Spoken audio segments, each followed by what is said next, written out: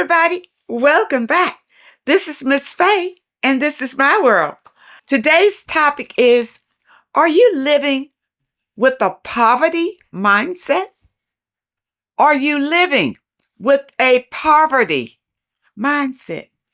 Before we get started, I'd like to say welcome.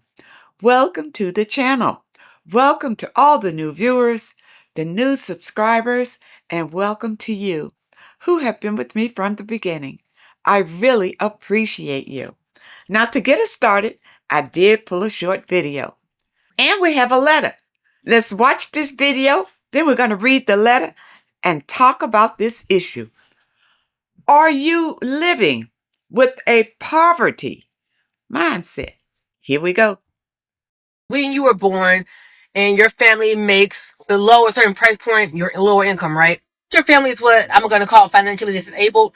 You have no choice but to live in lower income areas. The government don't care about these areas. They're neglected. They are subpar, and they are not allotted a lot of opportunities that people with more money have. Not only do you have a lot of liquor stores and a lot of fast food joints, you also have a bad school system. This type of environment's sole purpose is to condition you to realize that you are made to be an employee. They can't have a whole bunch of entrepreneurs running around in the hood. You just can't have that. Oh, your family is lower income, the school system don't really care about you unless you're an athlete.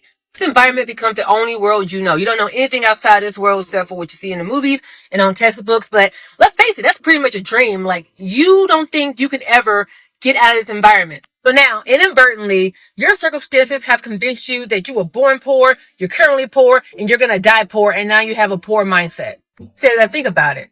You have society telling you you ain't going to become crap and put you in this environment where they're telling you pretty much can only be a fast food worker. On top of that, you have these people who believe what society has been telling them this whole time, telling you that you're not worth what you're actually worth. So instead of being like, hey, you know what? You're going to become a famous painter, or you're going to be the next football player. These people have a lot of people making fun of them, a lot of negativity, because the people around them have never become anything they want to become. When it comes to any kind of society or tradition, it's always easier to go with the grain than go against it. Okay. She entitles her letter, Separating from Immature Parents. I am currently in a living situation with my parents. My mother and I pay bills together, and my father has been disabled and cannot work. Well, I've lived with my parents on and off in my life. I didn't grow up with money and internally took on the scarcity mindset that my parents have. I ended up going back to live with them because I thought I could save money before moving out again. All right, well, sometimes that works. Sometimes that works, and sometimes it doesn't. However, my parents would eventually ask for money for bills. I would feel frustrated because it felt as if I couldn't save enough money for me, and as if my goals weren't taken into account anymore.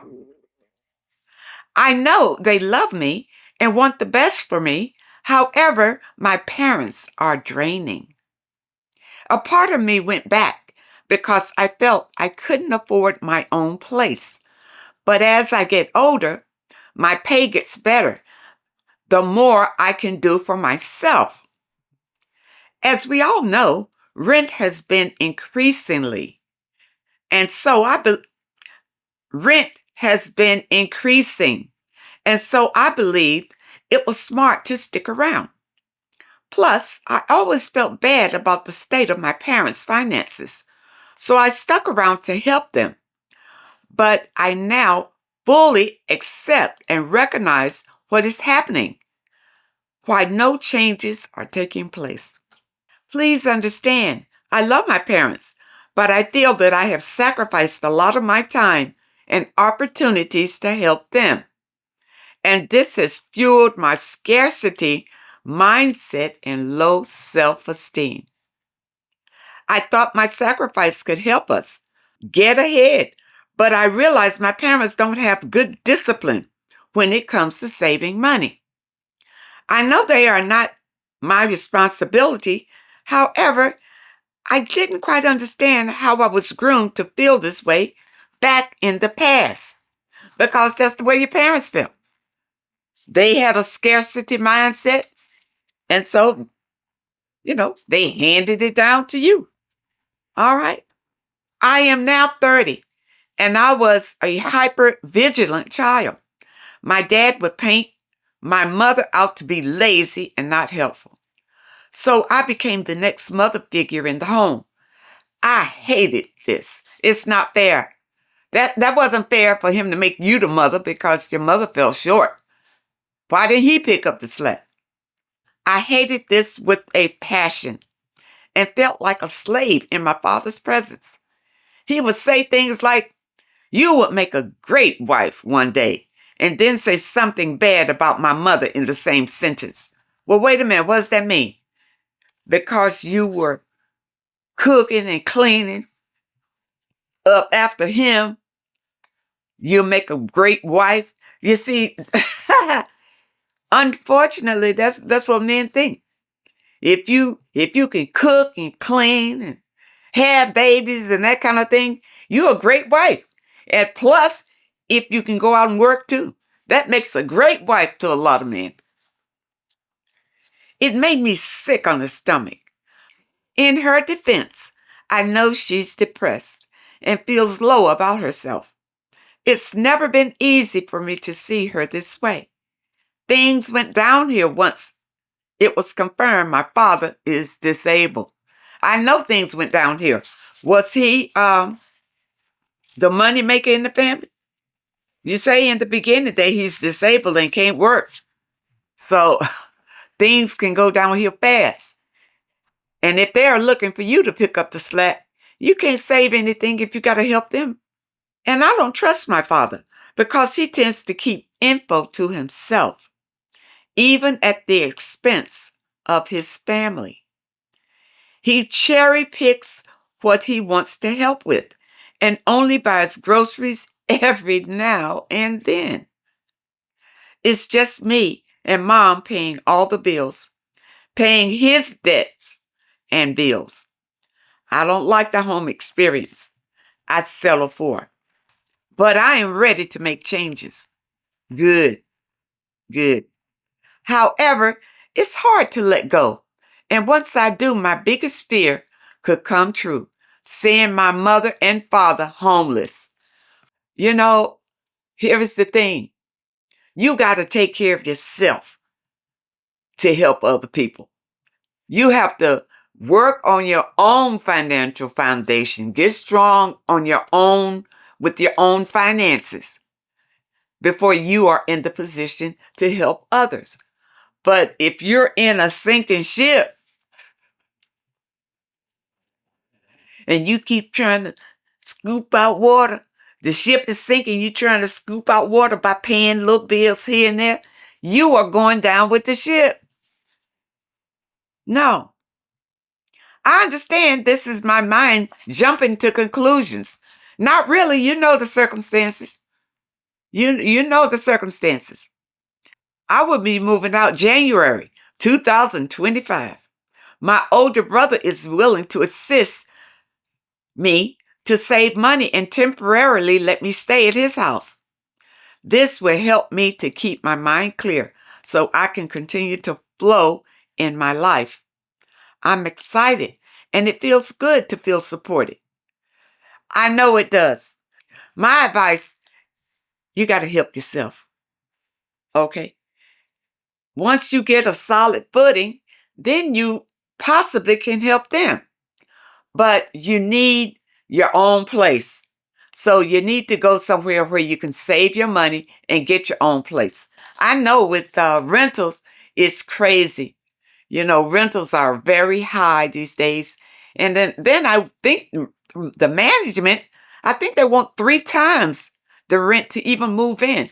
So you do have to save up some money to get yourself an apartment, and hopefully you can keep it. And the thing about it is, if your family loses their place, well, your brother's got a place, and hopefully by then you'll have a place. So you may be in the position to help your parents. And let me say this. Your father's on disability. He can get a check for disability and take care of his, because really this is his obligation. The family, your mother, is your father's obligation, not your obligation. Okay? He married her. That's his wife. And just because he's disabled doesn't fall on you. Okay? It's still their situation. Many people live their lives with the mindset that there's not enough. There's not enough. So they compete or they steal or whatever they need to do to survive because of their mindset. It's just not enough to go around. Okay? Now your parents, maybe they pinch pennies, or maybe they just have a mindset that they just don't have it. They don't know how they're going to get it. You know, like you say, your father's disabled. He should have been applied for those disability benefits to keep his family going. That's his obligation. That's his job, to make sure money, it keeps coming in the family. Not your job to take care of them. They are your parents and you want to help. But you can't afford to let them drag you down because of the way they have lived their lives.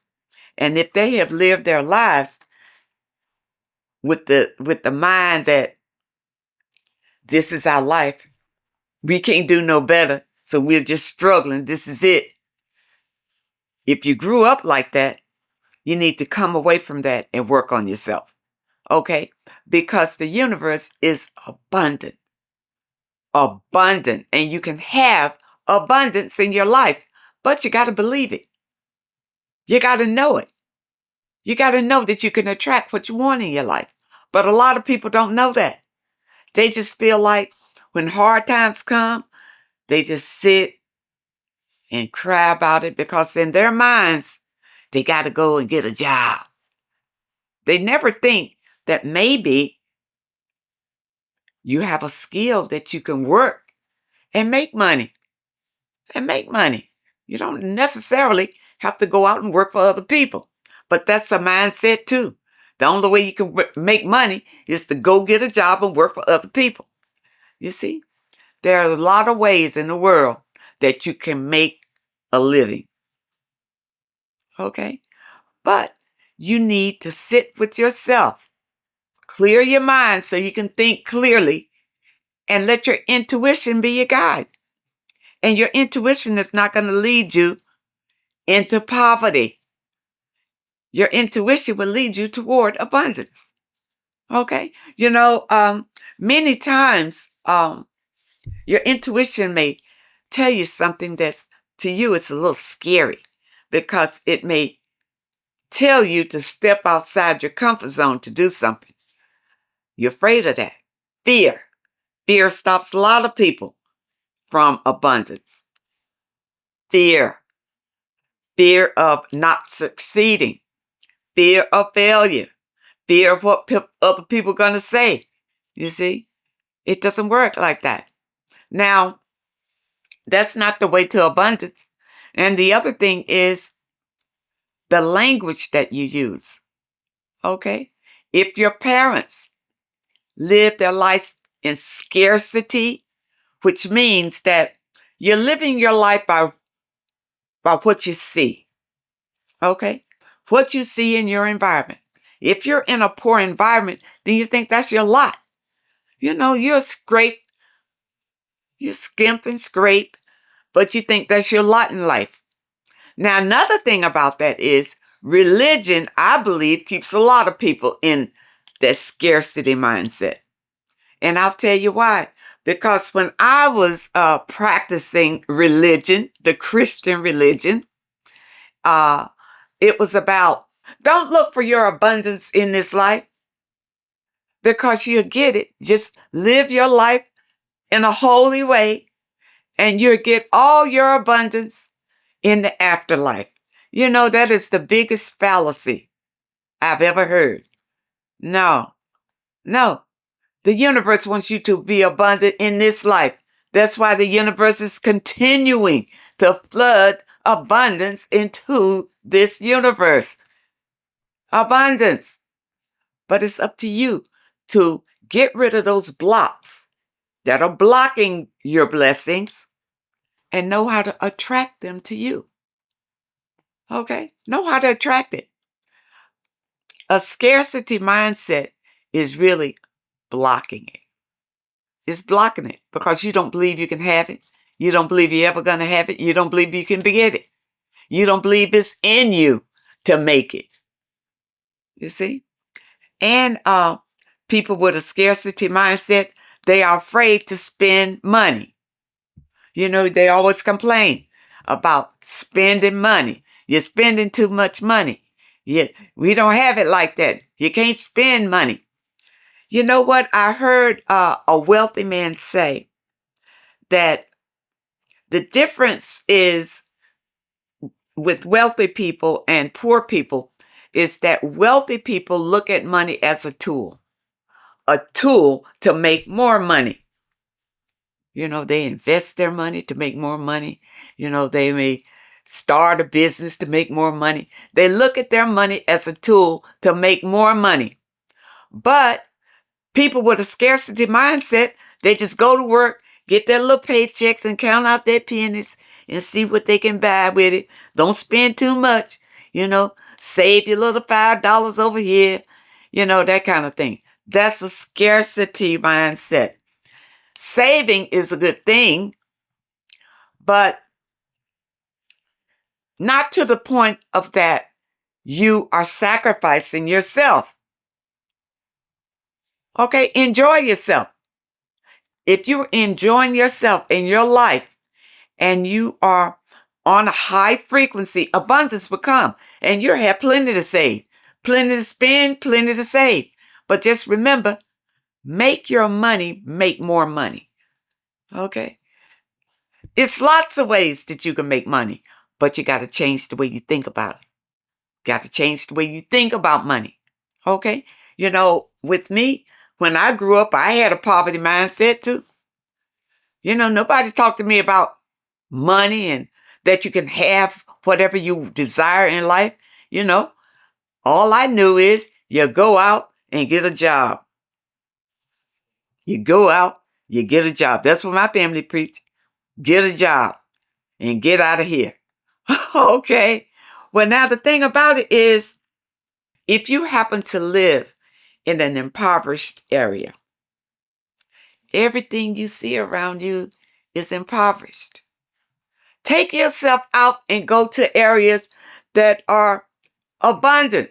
You know, you see nice homes, you know, just get the feel of how that feels to and envision yourself living in opulence. That changes your mind about things.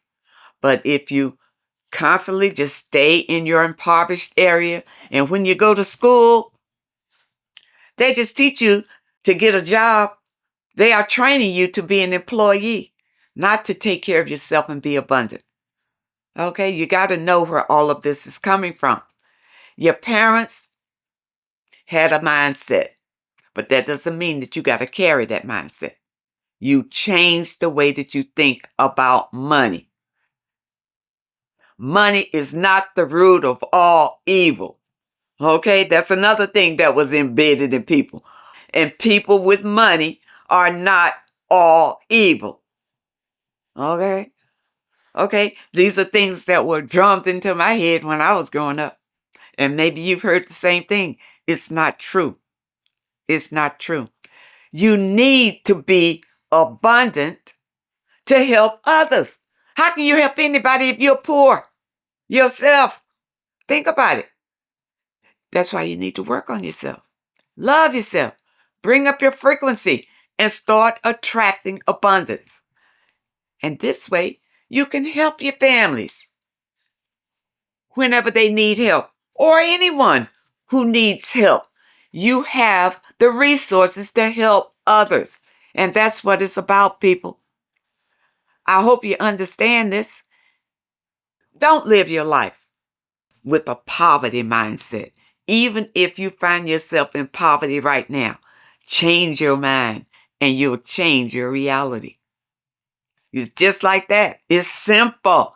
Change the way you think about money. Get online and Google money. Think about money. You love money, and money will start coming to you. Okay? You want a relationship with money because remember, money is just energy. It's just, and we are energy beings. Everything is energy. Once you on the money frequency, it's like your money would be growing on trees. You got to know it. You got to believe it, people. You don't need to live your life in poverty. It's the way that you're thinking about it that keeps you there.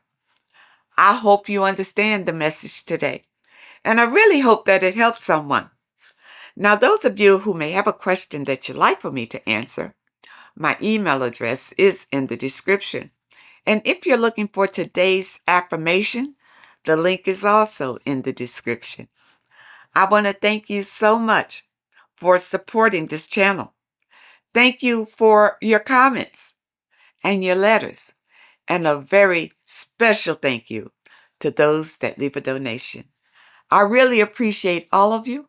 I wish you all the very best, and I really hope to see you next time.